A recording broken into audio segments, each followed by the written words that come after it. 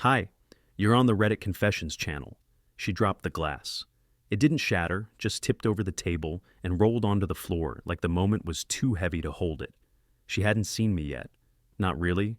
Her eyes passed over me once, paused, then snapped back like something inside her recognized the shape of a memory she thought was buried under 4 years of silence. Her mouth opened. No sound. Her body tensed like someone had just whispered a terrible secret in her ear. It was supposed to be a perfect evening for her. Her makeup flawless, hair curled in the way she used to do when she was chasing approval. Her new husband, yes, husband, had his hand on her back, proud and clueless. And our son? He was walking the stage, diploma in hand, scanning the crowd for faces that mattered. I wasn't supposed to be one of them, and yet there I was, seated in the 4th row, aisle seat, no invitation, no warning.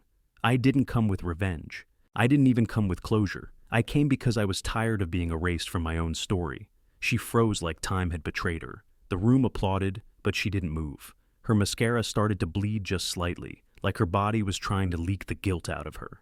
People say your past never forgets you, but I think it does, until it shows up wearing the same beaten jacket it left in. I saw her lips mouth something to her husband. He turned, looked at me. I didn't blink, and then it happened. My son saw me. He didn't wave, didn't smile, but his walk slowed, just a little. And in that fraction of a second, with 1,000 people clapping, his eyes asked one question. Why now? And I wish I could have told him everything right then. About the hotel key, about the voicemail she never meant to leave, about the night I heard them laughing on speakerphone while I sat in the parking lot thinking she was at her book club. But I said nothing, because this wasn't the moment for explanations. This was the moment everything cracked, and the cracks were just beginning to show. She stood up too fast, knocking her chair into the woman behind her. A murmured apology slipped out, but her eyes never left mine. She hadn't blinked in what felt like a full minute. That same fake husband she married a year after our divorce grabbed her arm, asking something quietly. She didn't answer. She couldn't. Her pupils were locked in place like she was staring into a nightmare that had somehow pulled up a seat. I didn't move, I didn't wave, I didn't smile, I just watched. I thought I'd feel some sense of justice, maybe satisfaction, but what I felt was smaller than that, like the cold breeze that hits you when you open a door you once thought was your home. Because that woman, standing 30 feet away in heels and expensive perfume, had once danced barefoot with me in a kitchen we barely afforded. And now she looked like she wanted to disappear beneath the folding chairs and pretend the past hadn't come to haunt her in a too tight suit and cheap cologne. The speaker announced the next name. People clapped, but in her section, silence. Even her new husband stopped pretending. He sat down slowly, lips pressed tight, his eyes flicking between me and the woman next to him, the same woman who had told me, in a hiss through gritted teeth 4 years ago, that I was holding her back from the life she deserved. A few seats away, someone whispered, "Is that the ex?" The way they said it, like I was folklore, a myth with a pulse. Then, a voice behind me, gentle, careful. "Dad?" I turned. It was Mitchell. He wasn't supposed to be there. He had already walked, already smiled for the camera, already done the proud son act with the mother who made sure I was erased. But now he stood in the aisle, tall and unfamiliar, with a voice I hadn't heard since it cracked from boyhood to manhood. "Can we talk?" he asked, and behind him I saw her, Nadine, closing the distance fast, heels clicking like warning shots, her face pale and pleading. "Mitchell, wait." But it was too late. He turned to her and said the one sentence I never expected to hear. "You lied about everything, didn't you?" Her face didn't fall this time. It shattered. The silence that followed Mitchell's question felt louder than the applause echoing off the gymnasium walls. You could feel people shifting in their seats, not out of discomfort, but out of curiosity. Nadine stood frozen in the aisle, her hand slightly raised like she wanted to reach for him, but her fingers stopped mid-air. Maybe even her body didn't believe she had the right anymore. The way Mitchell looked at her, it wasn't angry, it was disappointed, and that cut deeper. He stepped back toward me, not quite touching, but standing close enough that I could feel his confusion trembling beneath his still frame.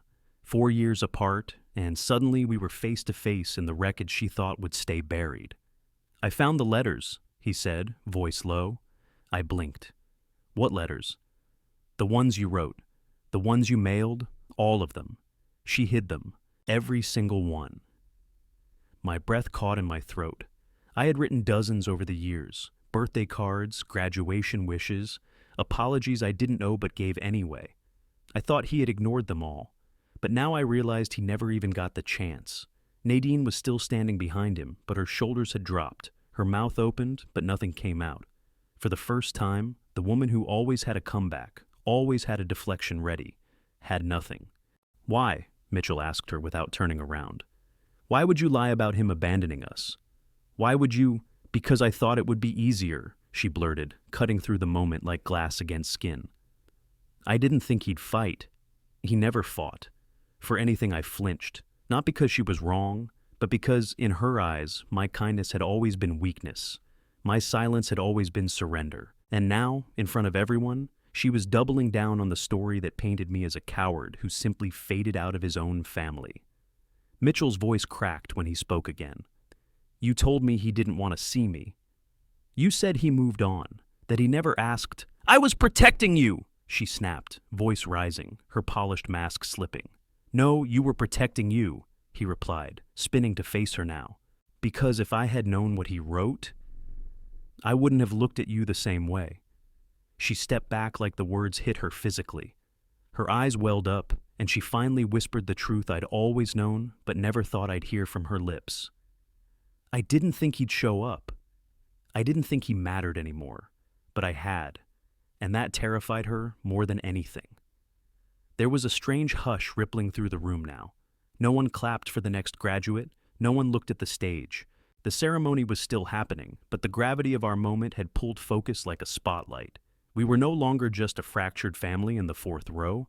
We had become the show, and Nadine knew it.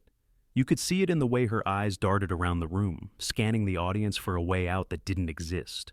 It was the first time I'd seen her truly unravel. Mitchell turned to me again, more cautious now. "Did you really write all of them?" he asked. "Even the one on my 12th birthday? The one about the telescope?" I felt my throat tighten. That one had taken me hours. I had folded a photo of us stargazing behind the house, scribbled memories in the margins, even drawn constellations by hand. "Every word," I said softly. "I sent it with a book I saved up for." "She never gave it to you?" He shook his head, jaw tightening. Then he looked back at her, and this time, the weight in his voice wasn't confusion. It was heartbreak. "You stole my dad from me." Nadine's defenses cracked further. "I didn't steal anything. I didn't want you confused. He left—" "No, he didn't," Mitchell said. "You erased him." "That's not the same thing." The crowd had gone silent now. Even the principal on stage paused. Eyes were locked on us, some uncomfortable, others wide with interest. A few phones had been raised, discreetly, but not enough to hide the glow of their cameras. Nadine saw them too. Her hands trembled as she reached for Mitchell again, but he stepped away. "I deserve to know the truth," he said. "All of it. Not your version, not his, the real one." "You already do," I said quietly. "It's what she didn't say that told you everything." That's when she broke. Nadine sank into the empty seat beside her husband, whose face was now a mix of confusion and something else. Suspicion. She buried her face in her hands, but the tears weren't graceful. They were messy, broken sobs that didn't ask for pity. They screamed guilt. Maybe it was for the lies, maybe for the letters, or maybe because deep down she knew something was coming. And it was. Because I hadn't come to the graduation just to be seen. I came with the file. I'd spent 4 years trying to convince myself that moving on meant letting go.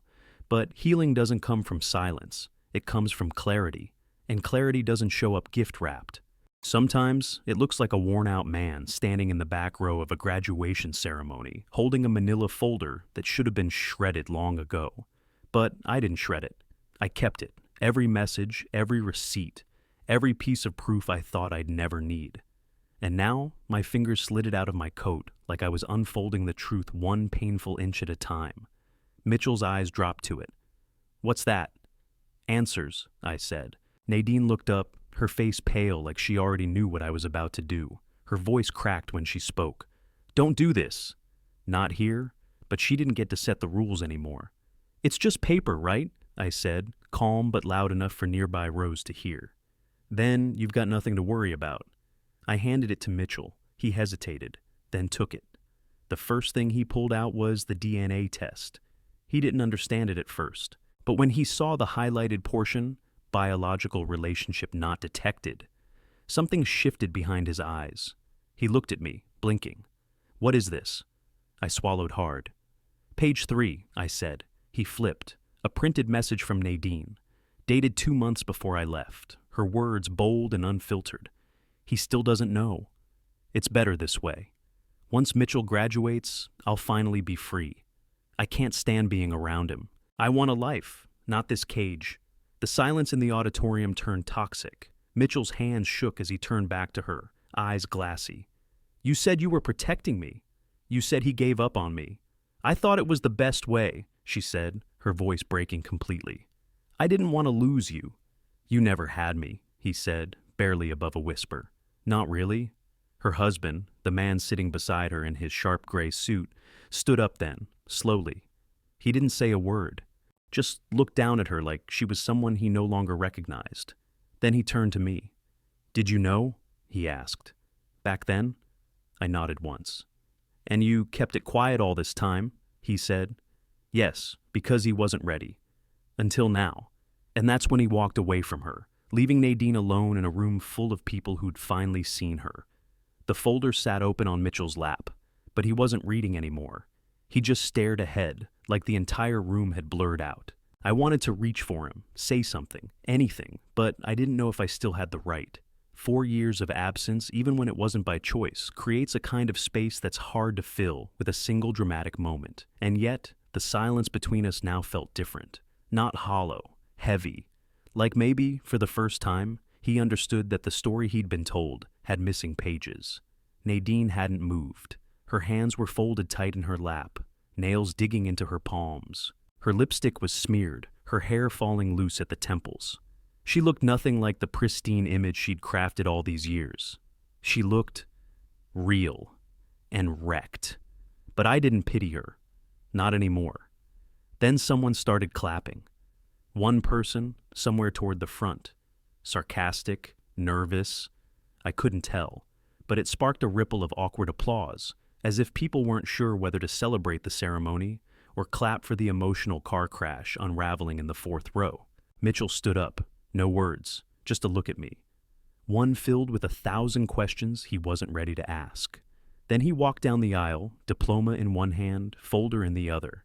He didn't stop when Nadine whispered his name, didn't even flinch. He just walked straight out the exit, leaving behind the only version of his life he'd ever known. I stayed behind. I watched Nadine slowly gather herself, her husband already gone, her son slipping through her fingers. She looked around like she needed someone to blame, but the only person left was me. She mouthed something. I couldn't read her lips.